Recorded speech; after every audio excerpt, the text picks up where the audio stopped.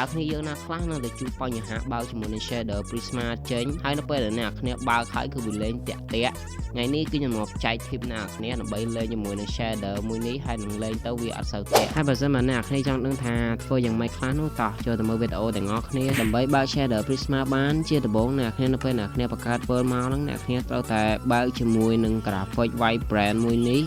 បន្ទាប់មកទៀតអ្នកគ្នាធ្វើការអូសទៅក្រោមហើយបើកជាមួយនឹង beta មួយនេះបន្ទាប់មកទៀតអ្នកគ្នាធ្វើការបើកជាមួយនឹង Render Dragon feature មួយនេះមកហើយបើសិនមកអ្នកគ្នាលេងទៅគឺវាលេខបែបនេះអាចមើលបានគឺលេខខ្លាំងមែនតើតែម្ដងគឺលេខយកតែមែនតើហ្មងគឺលេខសឹងតែថាលេខមិនកើតទេគឺលេខមកលេខហើយបើសិនអ្នកគ្នាចង់បំបត្តិភាពលេខហ្នឹងដើម្បីឲ្យវាលេង smooth ជាងមុនអ្នកគ្នាគ្រាន់តែចូល setting shader មួយហ្នឹងមកហើយធ្វើការ